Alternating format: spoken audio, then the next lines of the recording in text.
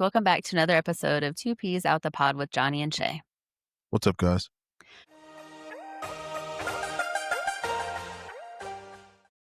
So before he terrified audiences as the man with the hook, Tony Todd was just Anthony Tyron Todd, a quiet kid from Hartford with a love for Shakespeare and a voice that could stop a room cold. But behind the myth of Candyman was a deeply private man who turned tragedy, poetry, and pain into art. From the stage to the shadows of horror, Tony carried something with him that few fans ever knew, a message he left hidden in his final performance. So stick around for bonus content because we're uncovering the emotional truth behind Tony Todd's last role and how his haunting farewell wasn't just a line in a script, it was his way of saying goodbye. Shout Did out you know for shout out that he was from he grew up in Hartford, Connecticut and attended Hartford University. Yeah. that? Uh, Okay, just dive right in. I thought you were no, I was no, no. asking if you knew that he left the final message. Oh, no, no. I was just gonna say that cuz no, you said Hartford in your statements. Word? He's from your He stomping grounds. he's from my stomping ground, so that's what's up, man. But yeah, that's crazy. Uh no. I don't know what the hidden message was. Okay. So he was born December 4th, 1954 in Washington, D.C. Studied acting at the University of Connecticut and the Eugene O'Neill National UConn. Theater Institute. Sorry, I just wanted to say UConn real quick. Okay. And then as far as his, like we mentioned, he grew up in Hartford, Connecticut in his early years. So down the road from Johnny over there. Yeah. Not too far. Not too far. And then he also attended Trinity Rep Conservatory in Providence, Rhode Island for further dramatic training. So he went to a lot of schooling to pursue his passion of being an actor or a drama person. He married Fatima Cortez in 1986, and they had two children, a daughter named Ariana and a son named Alexander. I like the daughter's name. It's a cute name. And he was known for having a deep, gravelly voice, which became a distinctive trademark in many of his roles. Facts, man. From what I've found out, he actually landed his voice to a few roles. Yeah, he did DC animated universe, Darksider, Zoom, and other characters in the DC universe. That's what's up. And then also he played as the Fallen, did the voice for Transformers: Revenge of the Fallen. So that's what's up, man. So he was I'll give him I'll give him what his flowers are due. He has the voice for it. So late in life, during filming of Final Destination Bloodlines, he privately disclosed that he had terminal stomach cancer. They just released it on HBO Max, and we're gonna be watching that. We're gonna actually dig through the Final Destination, so that's another horror for the month of Halloween. Because you know what, even though when you go out, I sat down talking to the old boss man, and he was like, nobody comes to our store for Halloween decorations or anything. And, they go to, Walmart, to all those places. And even if you go there, they're not as big. So that's why for this whole month of October, we're just doing the month of Halloween just to kind of get the spirit back. But even though we know that spirit's dead, because, overpriced Well, candy. yeah, when we were at Kohl's, we saw a skeleton that looked kind of chintzy. I think so. But it was it was probably like, 10 feet tall? Oh, yeah. And it looked Say literally about looked 10 feet. plastic. Maybe at night it would look cool, but it was $350. I was like, who's smoking that type of drugs? Gee. They're smoking the best, actually. I was just like, wow, I would, if it looked more believable, I probably would have been like, oh yeah, it's worth it. But no. Yeah, it's not going to be worth it at all. It looked like they literally just made the cheapest thing they could find for that price. I didn't think it was cool. No, it was See, we should have taken a picture, then I could have put it in. I tried to get him to take a picture, and he was like, no, because then you have to move all this stuff. Yeah, listen. There was a gondola. There was some boxes. There was a bunch of stuff, dude. At that moment, I felt like telling like Tammy on register 1, I'm about to clock in. All right, I'm about to start moving some stuff around. Get these pictures done. Wow. So, guys, he began acting in the mid-1980s with one of his early screen appearances being the Platoon 1986. We've had other ones that have been in there, too. Yeah, seems like a lot of great actors got from the 1986 Platoon movie made a lot of roles out of it. So Wasn't Charlie Sheen in there? yeah, Yeah. yeah, So he played, Sergeant Warren. So, I'm gonna have to watch that again. It's been a long time. yeah. No, no, I'm up for it. And then his break came when Oliver Stone saw Todd's performance in a stage projection of Johnny Got His GUN and cast him in Platoon. That's how he got into that movie. Uh, oh, Yeah, because you can't say. I don't think you can say it. Oh, can you say water pistol? Sure. Johnny got a water pistol. Johnny's got a water Don't pistol. sing it. You'll get Oh copyrighted shit! I too. don't want to get copyright. Damn. Yo, but I changed the lyrics though. Yeah, true.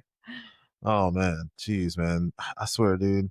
I need to go back to rewatch our video about YouTube's regulations and policies again. I don't think it'll help you, but I think you're just lost cause for Yeah, I think I am. that. Over time, he built a career in film, television, voice acting, often in sci-fi, fantasy, and horror genres. So he was kind of like all over the place with his stuff. So that's the cool part. So what you're saying is he was a jack of all trades, Shay. Yeah. Well, sometimes, actors only stick to like one type of movie. Ah, He went all over the board. yeah, but I mean, with that voice, you might as well, right? Mhm. And then for Candyman, he was the title character. He was especially known for his chilling portrayal. He also, I guess, was in the sequels as well. So we're going to talk about the rest of them. I just want to stop. There was a scene. Which everybody's gonna watch Candyman at least one time, even if it's the 2021. You New one. got the general idea, but the one scene is when she was like kind of seeing her psychiatrist or whatever, and she was strapped down, and then Candyman, came up and hooked him, and fatality'd him. And then at that point, he was like, "Come with me," blah blah blah. And then like he just kind of you could tell like how they had a strap to him that harnessed him because it sucked You him can see out. it. Like no no no, that's the only concept of how you can do that. Obviously, the glass was candy glass or whatever that they used that you can break through or whatever. So bam, they broke through all that, and then I was like, yeah, that was unbelievable. It was pretty hilarious, Wow. but that was just my take how I felt on that whole little scene right there. It was just kind of like, all right, man. Everything else was pretty cool, man, but no bueno for me, bro. And then he played William Bloodworth in the Final Destination franchise. And that's where I know your boy from. I mean, other than from Candyman. And then in 1990, he appeared in the remake of Night of the Living Dead. Uh, no, I did not. I watched the old black and white version I of didn't Night ask of if the. you seen it. I just told you he was in it. Oh, okay. Well, I'm just because no. Sometimes because you see how like I got PTSD when you ask, oh my god, she's putting me on the spot. Oh my god, Wow. John, have you Gee. seen that? No, I'll oh stop no, asking you. My gosh. no, no. But no, I did not know that he was in that film. But that's what's up. I would love to see that movie now. And then for Star Trek, he played Kern Worf's brother on the Next Generation, and also appeared in Star Trek Deep Space Nine. I think I remember seeing My that one. my brother would probably I used to know. watch Star Trek when I was little. Oh, well, that's That sounded something. like unappealing. You're like, No, no, no, oh. no, no, Sorry, we only had so many channels. Okay, no, it's on no, no, after no, no. school. I'm just saying no, but I'm just saying. Oh, that's interesting. I've never met a girl that's into Star Trek. I So, wasn't really into it. It's just I don't know. We just watched it because it was on. oh, I don't okay. know. Like I So, told you, we had so, like three so, channels, so we can go ahead and so watch it was this. better than whatever was on the other channels. Oh, okay. Well, I'm just saying. So we can go ahead and watch some old Star Trek episodes. No, I'm good. Why not? You want to relive your childhood and just be like, hey, I remember watching this episode. Nah, I had to study for this math homework or something, and have a no. backstory, and I tell you about you having some, spam with some tomatoes on it or something. No, nothing, no story about that. No, Oh man, I tried, guys. Tried to get a story out of her about it. She wasn't having it. no. So that takes us to social media hit list, guys. Apparently, Shay wants me to do the thing. And while So he's doing that, just wanted to say thank you so much for watching the channel. Definitely consider hitting that subscribe button.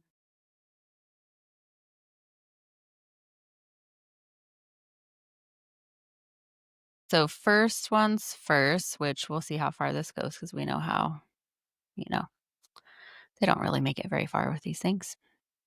So New York City is suing YouTube, TikTok, and Meta for creating a mental health crisis. So really, I don't know when that's going to start or stop or what's going on with it, but I'm sure it'll be all behind an NDA or really whatever, now closed doors. that's crazy. Well, I mean, that's one reason why I don't be on social media like that is just because I'm like, oh, I'm good. I don't want to. I mean, just earlier, really didn't like what was trending, and I was like, that's what everybody's really into. I'm like, not my cup of tea. Hmm. I think it depends on the platform. Love me some horror films over here, guys. Mm. Horror meals. Yeah, that sounds pretty. That's actually a good marketing scheme right there. Come try out Johnny and Shay's new horror meals. Meals? Yeah. What would it be of? Oh, I don't know, like Frankenberry, Count Chocula type stuff. Well, Mm. okay. Or, we get creative, probably put some like, I don't know, mashed potato liver or something. I don't know. Mm. Something along the lines of that. Just like kind of wacky. Just wacky takes on modern foods, but just horror. Okay. just thought of $1 million idea there. Yeah, if you had the money to do it. I mean, it'd take a lot of money to make that go anywhere. So Walmart CEO Doug McMillon announces a global hiring freeze for the next 3 years, reshaping all of their current roles to automation and artificial intelligence. So I Uh, thought, didn't yeah, they right say now, like yo, 3 real months talk. ago No, they were gonna turn the cash listen. registers back on? No, all I'm gonna say is all I could think of is dun dun dun dun dun dun dun. That beat I was trying to do was Terminator's the Rise of Machines. No, seriously, that's what I'm thinking about as I when I heard that, and I was like, crap, No, but Rise of didn't they say Machines. like 3 to 6 months ago? Because everybody was complaining about the self-checkouts that they were gonna turn. Remember? They were like, "Oh, we're gonna take them all out and put regular cashiers back in because everybody don't like Ma'am, it." ma'am. And now they're doing this. Well, the people have not revolted, man. That's what's happening. The It's crazy. people have not revolted. So now they're like, "Yo, man, we can get these AI machines to do it," and they did it. That's all I gotta That's say. pretty crazy. You telling me it's crazy? Boom, boom, boom, ba doom, So, guys, let's jump boom, back into it. ba doom. So, we're gonna talk about career highlights. Tony Todd has had a long, versatile career across film, television, theater, and voice work. Obviously, we talked about the Candyman, so we're gonna jump into that a little bit here. The first one was in 1992. He played Daniel Robitaille, and he was an iconic Damn, horror figure. He brought menace and tragic depth to the role, not just a monster, but a cursed, wrong soul. damn. And then he even negotiated to be paid extra for every real beasting he endured during filming. He was stung over 20 times. That's kind of crazy, huh? I guess back then they had to use real bees. They didn't really have CGI or anything. Yeah, no, I'm sure. Now they would just use CGI, I bet. No, I think that movie came out in 1992. When did Wu Tang's Triumph album song come out? Because that was like fake CGI beats. So it took what is it 4 years? Yeah, we got real talk. Whenever we do like the movie magic, put that shot there with the fake bees. Okay. I never heard. I don't No, think. you never heard of the Wu Tang? Well, I don't know. I guess. I don't know. Okay, yeah. After this show, we're definitely gonna put on some Wu Tang. Put you on some Wu Tang real quick. I heard Wu Tang before. I'm just saying I don't know about one with bees Oh, though. okay. Well, you're gonna learn today. So this original Candyman was based on a short story, and it was adapted from The Forbidden. That was what it was called by Clive Barker. It was first published in 1985 as part of Hold a on, wait. horror anthology. Hold on, wait. Clive, has he came out with some other books? Sounds like a familiar guy, man. I'm I just. don't know. He had a horror anthology called Books of Blood, Volume 5. Oh, that's why. Hmm. He definitely was a book guy. Definitely. And then the story was set down in a rundown housing estate in Liverpool, England. That's where the original one was started, or was supposedly started in the film. Yeah, well, they wanted to make it, Oh, that was the book you setting, actually. yeah, it The was a film book. setting, they changed to Chicago Yeah, for the projects. yeah, it's the same feel and thrill of it, so, I mean, So that was the first one. The budget for that was 9,000,000, and worldwide, they made 32,000,000. damn! So they got their money back. If my homeboy HG was here, he would say, "Damn!" That's a lot. And then 1995, they didn't disclose their budget, but they made, 14,000,000. Maybe because their budget was more than that. Yeah, what they did was, they called law offices of Johnny Johnson. We fudged the numbers for them Wow. for low prices. And then Candyman 3: Day of the Dead in 1999, the budget was 3,000,000, and they didn't even put that one into theaters. It went right to direct to video. So there's no theater You numbers. mean at that time, Redbox was rolling out, so Mm. they gave it to So I guess Redbox, basically they got a good deal to just put it on there and then call it a day. So there was and then no, like, movie tickets or anything to put in. so what they did is they again fudged the numbers. No problem. Again, call the law offices of Johnny Johnson. We'll fudge those numbers.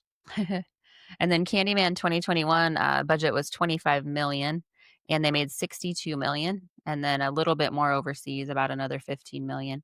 That one was, the direct sequel to the 1992 original, and it was the most commercially successful entry to date.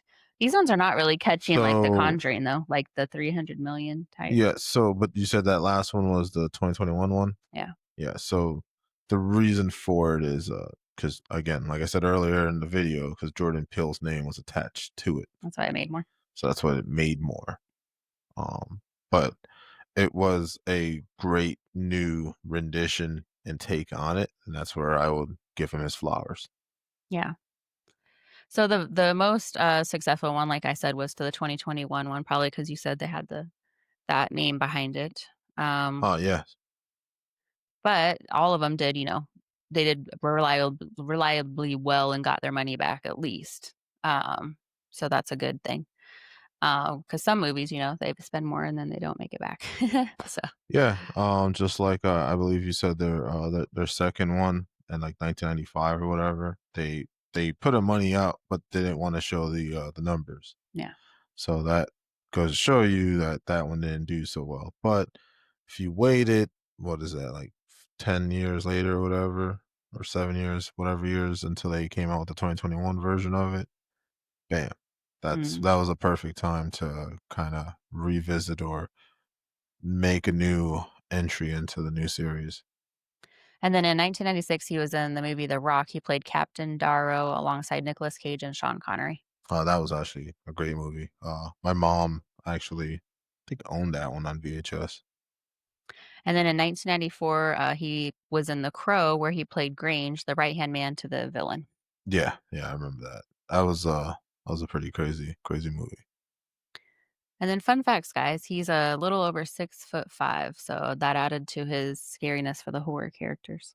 Yeah, that's why I loved him as the mortician. 'Cause I mean, like, huge ass new freaking guy like that. Hell yeah, man. He gives me the freaking willies. And then despite his horror fame, he's classically trained, and he also loves performing on stage work and doing plays and stuff like that.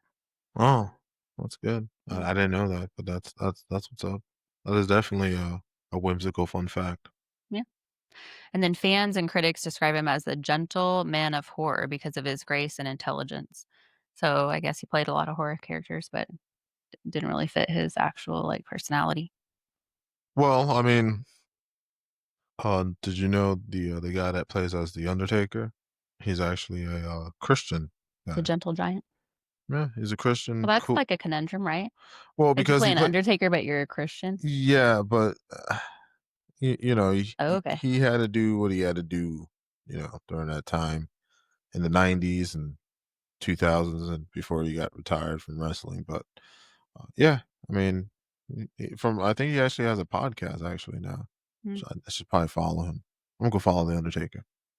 So guys, bonus content. So the final line. So in his one of his last projects, Final Destination Bloodlines, he improvised his final scene to address his fans directly. It was a quiet nod to his legacy he left behind. His last lines weren't written in the script, they were his way of saying goodbye. Many in the cast have since said it felt like Candyman saying farewell to his reflection. And that's the thing about Tony Todd. He never just played the monster. He embodied the meaning behind it, a legacy carved in whispers, hooks, and hearts. And we're not going to spoil what it was for you guys. Go watch Final Destination Bloodlines yourself to hear his final farewell because I think it's, his story to tell on that. I don't want to put it in here. Yeah.